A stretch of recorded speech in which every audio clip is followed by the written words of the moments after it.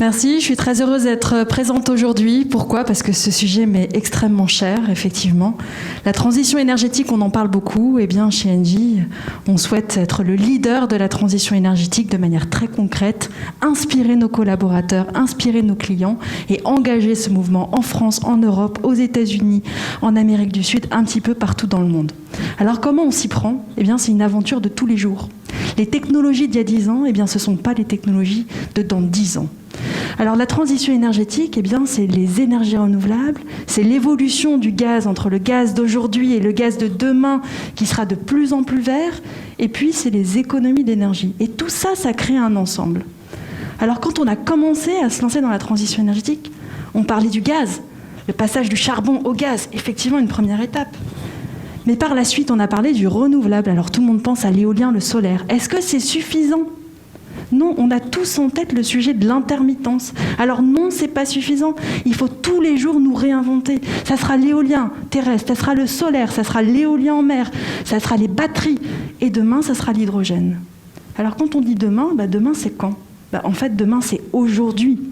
Les projets d'hydrogène dont on parle en ce moment, l'hydrogène a le vent en poupe, tout le monde en parle, eh bien c'est aujourd'hui qu'il faut les définir. Pourquoi ? Quand on regarde les technologies actuelles, eh bien si nous avons vécu les baisses de prix que nous connaissons aujourd'hui, c'est parce qu'il y a 10 ans on a investi.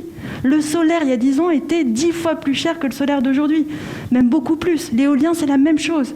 L'éolien il y a 10 ans on développait des installations, des turbines de quelques mégawatts. Aujourd'hui on est sur des turbines de parfois 10 mégawatts en discussion sur l'éolien en mer. Donc vous voyez, l'innovation technologique, elle se prépare maintenant. Et c'est pour ça que notre rôle en tant qu'Engie, c'est d'investir dans la transition énergétique, non seulement sur les technologies existantes, mais de préparer l'innovation à travers les technologies nouvelles. Alors concrètement, l'hydrogène, c'est quoi l'hydrogène ? Eh bien, c'est la transformation d'un parc solaire, par exemple, par électrolyse de l'eau en molécules d'hydrogène. À quoi ça sert ? Plein de choses. Plein de choses, ça peut être du stockage, ça peut être dans l'injection dans les réseaux de transport, ça peut être pour décarboniser toute l'industrie, et c'est ce qui est aujourd'hui en gestation à travers des projets extrêmement concrets. Un exemple, aujourd'hui en Auvergne-Rhône-Alpes, nous développons des projets hydrogène pour des flottes de véhicules, 1000 véhicules, 20 stations hydrogène que nous sommes en train de développer avec la région. Et ça va booster l'économie. C'est une nouvelle filière, c'est du territoire, c'est des emplois nouveaux que nous sommes en train de créer. Un deuxième exemple, Manosque, un territoire sur lequel il y a un énorme potentiel de solaire. Là, de la même façon, électrolyse de l'eau, production d'hydrogène sur site, stockage d'hydrogène dans des cavités salines de gaz, et puis décarbonisation de l'économie locale, et peut-être progressivement jusqu'à Fos, qui est un terrain très consommateur d'hydrogène. Donc vous voyez, c'est toutes ces économies que nous sommes en train de construire en partant des technologies classiques vers les technologies futures. Et comment on fait pour y arriver ? Ce n'est pas Engie tout seul.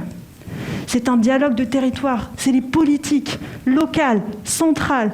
Ce sont les ONG, ce sont les particuliers et ce sont les grands clients industriels. C'est uniquement tous ensemble que nous pourrons faire en sorte que la transition énergétique se réalise non pas aujourd'hui, mais petit à petit, pas à pas, nous franchissons des étapes qui sont absolument gigantesques. Et c'est pour ça que j'ai beaucoup de fierté à travailler chez Engie.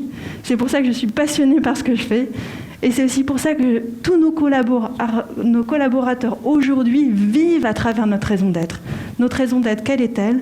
C'est justement d'accélérer la transition énergétique à travers les volets que je vous ai donnés, c'est-à-dire à travers la moindre consommation d'une part, première solution, et d'autre part, à travers le verdissement des consommations, avec tout ce bouquet de technologies que nous avons à disposition aujourd'hui et demain.